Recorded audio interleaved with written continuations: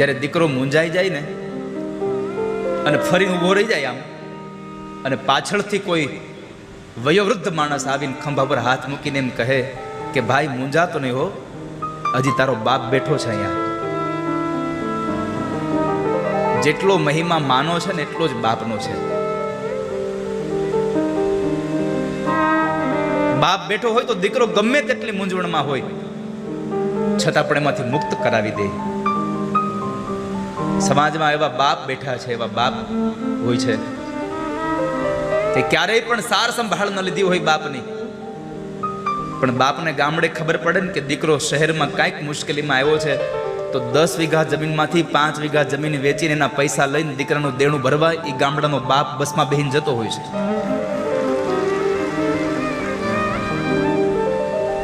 જ્યારે દીકરો મૂંઝાઈ જાય ને અને ફરી ઊભો રહી જાય આમ, અને પાછળથી કોઈ વયોવૃદ્ધ માણસ આવીને ખંભા પર હાથ મૂકીને એમ કહે કે ભાઈ મૂંઝાતો નહીં હો, હજી તારો બાપ બેઠો છે અહીંયા. પણ મારે એટલું જ કહેવું છે કે તમને એમ હોય કે મારી વૃદ્ધાવસ્થામાં મારા દીકરાઓ અને મારા દીકરાની વહુ સાથે રહે, તો દરેક બહેનોને મારી પ્રાર્થના એટલી છે, ક્યારેય જિંદગીમાં ભૂલતા નહીં તમારો પતિ પણ કોઈકનો દીકરો છે ને એના મા બાપની ભેગો રહેવા દેજો, તો જ તમારા સંતાનો તમારી ભેગા રહેશે, નકર નહીં રહે.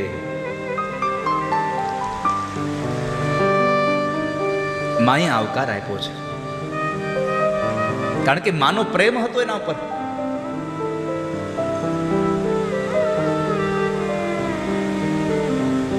મીઠા મધુને મીઠા મેં હુલારેલો,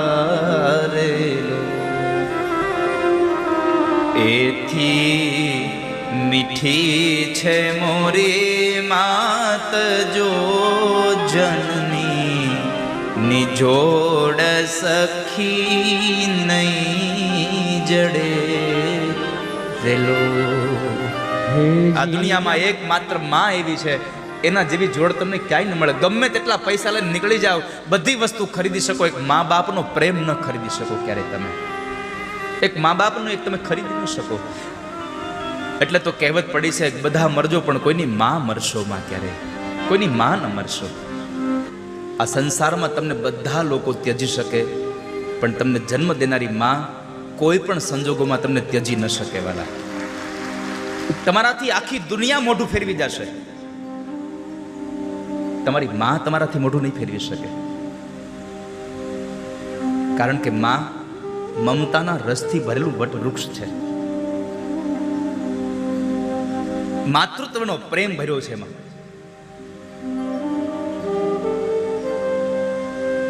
માં શબ્દ બોલું તો આખું મોઢું ખુલી જાય. મોઢેથી બોલું માં, મને હાચે બાળપણ સાંભળે, પછી મોટપની બધી મજા મને કડવી લાગે કાગડા. આ દુનિયામાં માં એક પાત્ર એવું છે કે એની આછી એવી સાડીનો ખાલી છેડો માથે પડે ને તો એ આકાશમાં ધગતા આ સૂર્યનો તાપ તમને બંધ થઈ જાય લાગતો. એક માનો સાડીનો છેડો પડે માથા ઉપર.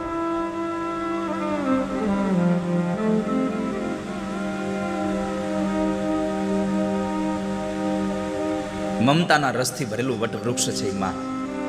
બાળક ગમે તેટલું થાકીને આવે અને માની ગોદમાં આવે અને માં પોતાના સાડીના છેડાથી જ્યારે એ દીકરાનું પરસેવો લૂછે ને એટલે દીકરાનો બધો થાક ઉતરી જાય. ત્યાં આગળ બધો જ થાક ઉતરી જાય.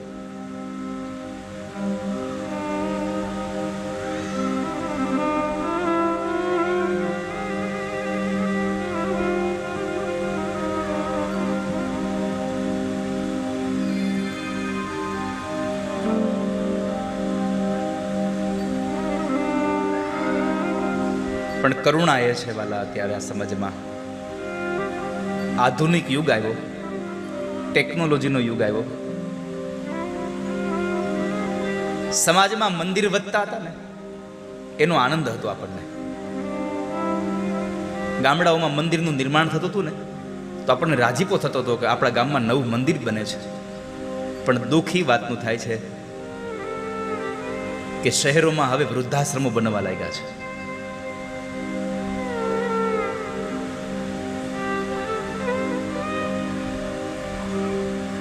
આપણું બદનસીબ છે કે જે આપણે વૃદ્ધાશ્રમો નિર્માણ થઈ રહ્યા છે. અને આ વૃદ્ધાશ્રમો ત્યારે જ નિર્માણ બંધ થશે જ્યારે અત્યારનો યુવાન અને અત્યારની યુવાન દીકરીઓ કથામાં જતા થશે, કથા સાંભળશે, સંસ્કારનો દાયજો સાંભળશે.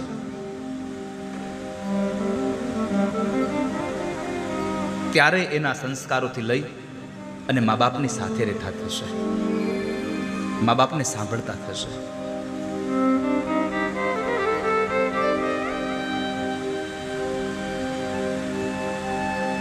જીવનમાં સુખી થવું હોય ને વાલા, તમારે સંસારમાં સુખી થવું છે તો મારી એક વાત માનજો, જિંદગીમાં કોઈ દિવસ તમારા મા બાપને તમારી ભેગા રાખતા નહીં. જીવનમાં સુખી થવું હોય તો ક્યારેય પણ તમારા મા બાપને તમારી સાથે રાખતા નહીં, જો સુખી થવું હોય તો.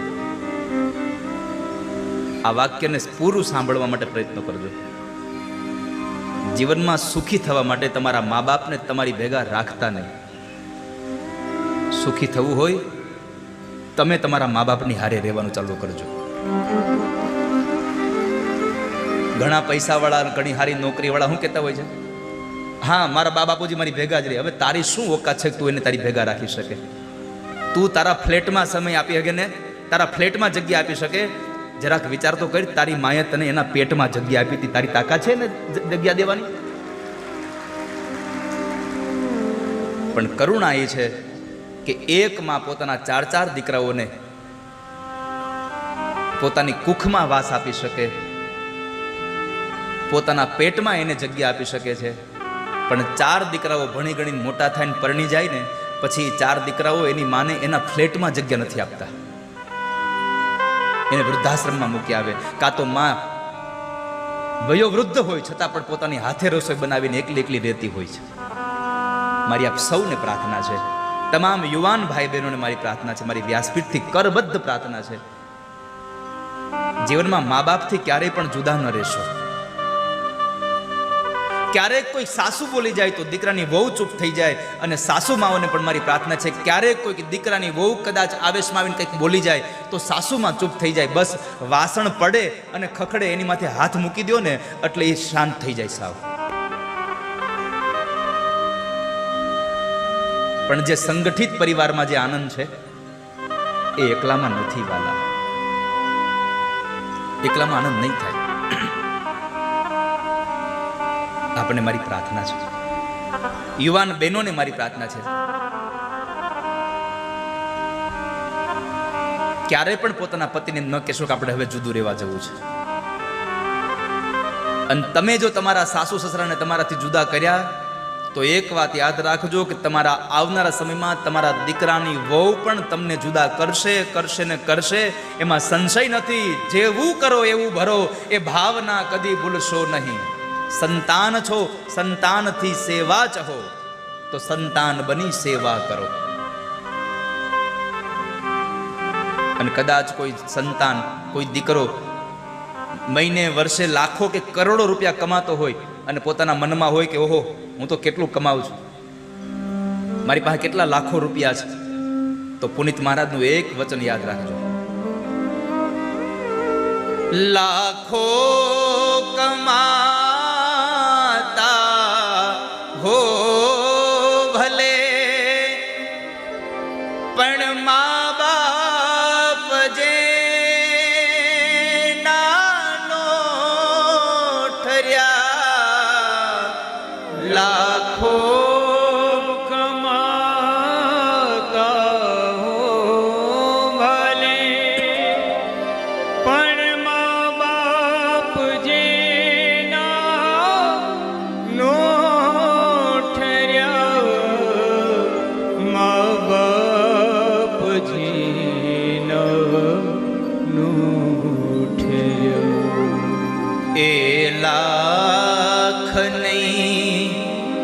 બધી રાખ છે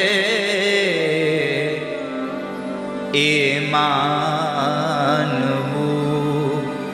ભૂલશો નહીં. લાખ નહીં પણ રાખ છે એ માનવું ભૂલશો નહીં. ભૂલો ભલે બીજું બધું મા બાપને ભૂલશો નહીં. ભૂલો ભલે બીજું બધું મા બાપને ભૂલશો નહીં. મા બાપ આપણે જ્યારે નાના હોય છે ત્યારે શું નથી કરતા આપણા માટે? રાત્રે આપણી ગોદરી બગડે ને તો માં પોતે હોતી હોય એ જગ્યાએ આપણને સુવાડે છે અને પોતે ભીને સૂઈ જાય છે. આપણું એક માત્ર મોઢું જોવા માટે થઈ અને આ ધરતીના જેટલા પણ પથ્થરો છે ને બધાને દેવ માની અને પૂજા છે ને. પથ્થર પૂજા પૃથ્વી તણા ત્યારે દીઠું તમ મુખડું એ પુનિત જનના કાળજા પથ્થર બનીને છૂંદશો નહીં ક્યારેય.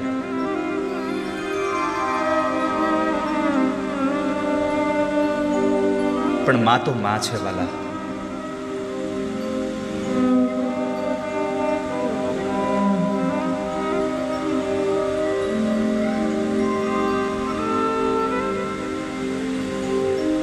એકવાર એક 8-10 વર્ષના દીકરાને એની માએ શહેરમાં ભણવા બેસાડ્યો. બાપ મૃત્યુ પામ્યો હતો એટલે માં પોતે પેટે પાટા બાંધી અને કાળી મજૂરી કરી અને પૈસા મેળવી અને દીકરાને ભણાવે છે. દીકરો તો શહેરમાં રહે છે.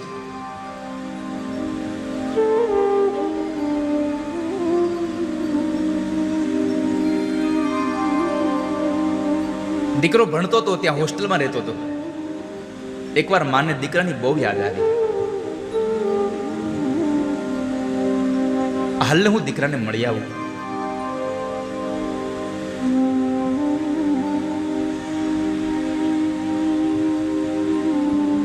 માએ ભેગા કરેલા થોડા ઘણા પૈસા કાવડિયા લઈ અને દીકરાને મળવા શહેર જાય છે. એની સ્કૂલે જાય છે. પણ સ્કૂલે જાય છે ને તો માને આવેલી જોઈને દીકરો સંતાઈ જાય છે.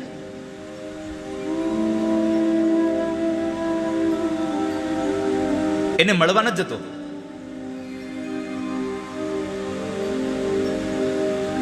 કારણ કે મારા મિત્રો મને હસી ઉડાવશે, મારી મજાક કરશે.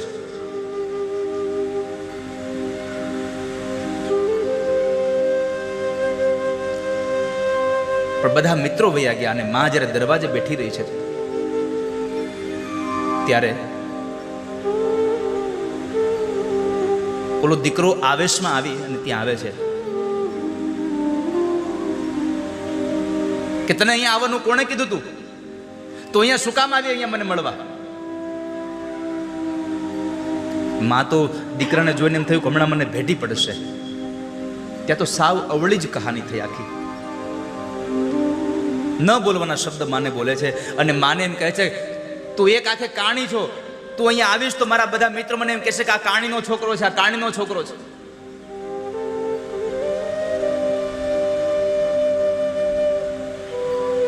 માએ પોતાની પાસે રહેલી થેલીમાંથી એક ડબરો કાઢ્યો અને ડબરામાંથી એક ટોપરા પાકનું બટકું લઈને કીધું કે લે દીકરા, તારા માટે હું ટોપરા પાક લાવી હતી આજે.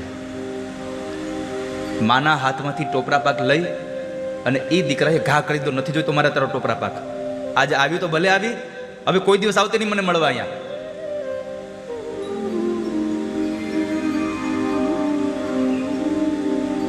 છતાં પણ પોતાની થરથર ધ્રુજતી કાયાનો આ હાથ દીકરાના માથા પર મૂકી અને એટલું જ બોલી, માં કે બેટા હવે નહીં આવું દીકરા, તારા મિત્રો તને જો હેરાન કરશે ને તો હું નહીં આવું તને મળવા. સમયને જતા શું વાર લાગે, સમય વ્યતીત થઈ ગયો.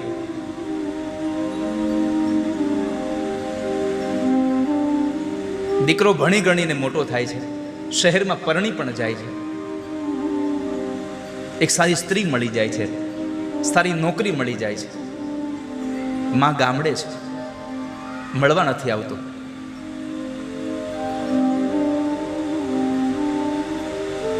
માં રોજ ઘરમાં બેસી અને દીકરાને યાદ કરે ને રડે, રોજ આંખોમાંથી અશ્રુની ધારાઓ છૂટે છે.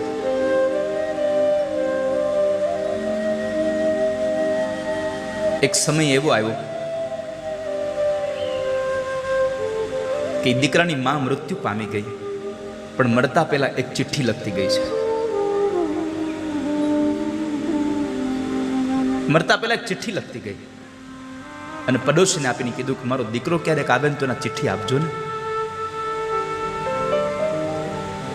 માં મરી જાય છે અને બીજી બાજુ ઘટના એવી ઘટે છે કે જે ગામડાની અંદર આ ભણ્યો હતો એ ગામની પ્રાથમિક શાળાના શિક્ષકોએ નક્કી કર્યું કે આપણા ગામના જે લોકો, જે છોકરાઓ ભણી ગણીને બહુ આગળ વધ્યા છે ને એનું આપણે સ્વાગત સન્માન કરવું છે. એટલે આને બોલાવડાવે છે, પોતાની પત્ની સાથે ઘરે આવે છે. પોતાનું જે ઘર હતું એને આછું આછું યાદ હતું, મારું ઘર અહીંયા છે, એટલે ત્યાં જાય છે, પણ દરવાજાને તાળું માર્યું હતું. પડોશમાં પૂછ્યું કે અહીંયા એક ડોશીમાં રહેતા હતા ને? પડોશી કીધું રહેતા હતા ને ભાઈ. તો ક્યાં છે? તો કહે છે એ તો ગુજરી ગયા છે, 2-3 વર્ષ થઈ ગયા છે. એનો દીકરો શહેરમાં રહે છે, પણ અમને કોઈને ખબર નથી ક્યાં છે, એટલે મેં કોઈનો સંપર્ક નથી કરી શકાય નથી. ત્યારે આંખમાંથી આંસુ સાથે એટલું બોલ્યો કે હું જે દીકરો છું, મારી માં મરી ગઈ, મને ખબર ન રહી.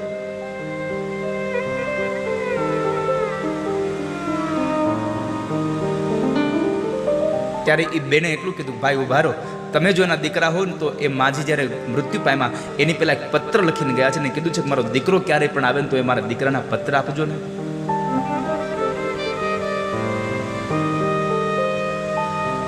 એ પત્ર લઈ આવે છે અને જ્યારે પત્ર વાંચે છે, માએ લખ્યું છે કે બેટા તું ખૂબ ભણી ગણીને આગળ વધજે અને ખૂબ જીવનમાં સુખી થાજે. તારી માં તને અંતરના આશીર્વાદ આપે છે.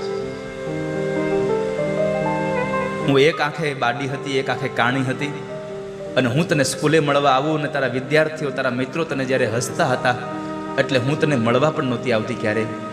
આ તારી માં તને મળવા પણ નથી આવી શકી, મને માફ કરજે. પણ આજ મારે તને એટલું કહેવું છે કે તારી માં કેમ કાણી છે. તું જ્યારે નાનો હતો ને ત્યારે રમતમાં અને રમતમાં તારી આંખમાં લાગી ગયું, અને જ્યારે તને દવાખાને લઈ ગયા ત્યારે ડૉક્ટરે કીધું કે આ દીકરાની એક આંખ વહી ગઈ છે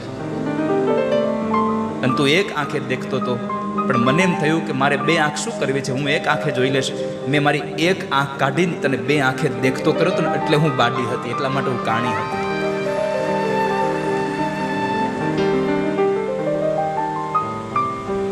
મારી એક આંખ મેં તને આપી દીધી. આ શબ્દ સાંભળ્યા ને ત્યારે દીકરાની આંખમાંથી આંસુની ધારાઓ પડી ગઈ કે હું માને ઓળખી ન શક્યો. પછતાવાનો કોઈ પાર ન રહ્યો.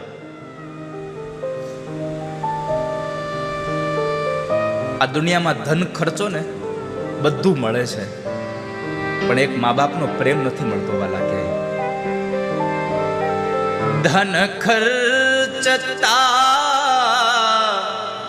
મળશે બધું, પણ માતા પિતા મળશે નહીં. ધન ખર્ચતા મળશે બધું, પણ માતા પિતા મળશે નહીં. માતા પિતા મળશે નહીં. પલ પલ પુનીત ચર તમે ચાહના ભૂલશો નહીં, ભૂલો ભલે બીજું બધું બાપને ભૂલશો નહીં. અગણિત છે ઉપકાર એના, એક દી વિસરશો ગણિત છે ઉપકાર એના, એક દી વિસરશો નહીં. મા બાપને ભૂલશો નહીં.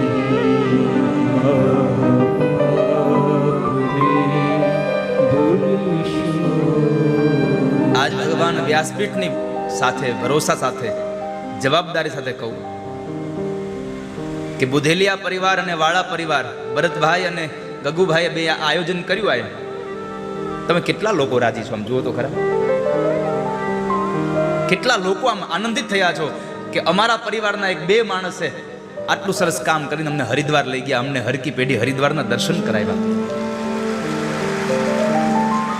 એક ભાગવત કથા કરીને આટલા તમે રાજી થયા છો, પણ તમે જેટલા રાજી છો કદાચ આ બુધેલિયા પરિવારના સ્નેહીજનો રાજી હશે. એના કરતાં વિશેષ કહું તો આજે અંતરિક્ષમાં બેઠેલા એના માત પિતા એટલા આનંદિત થતા હશે કે મારા દીકરાએ અમારી ઘરે ભગવાન ભાગવતજીને બોલાવ્યા છે. આજે મારી ઘરે અમારી ઘરે ભગવાનને તેડાવ્યા છે.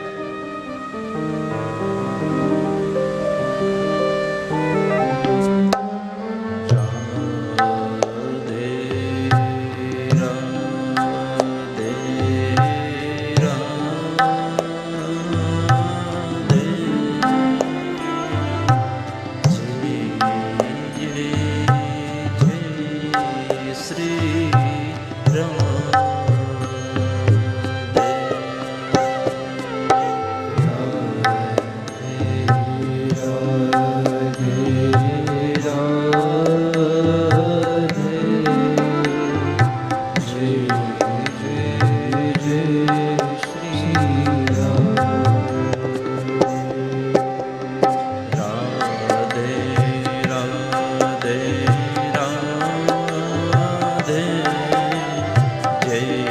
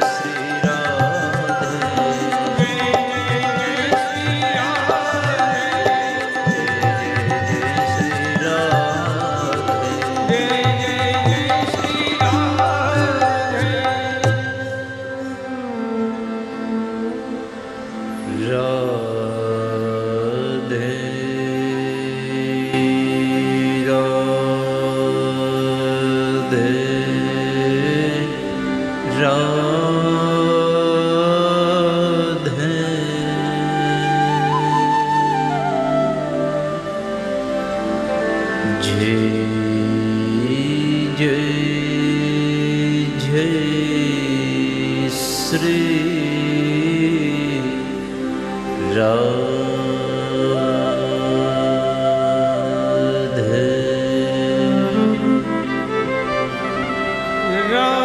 राधे राधे राधे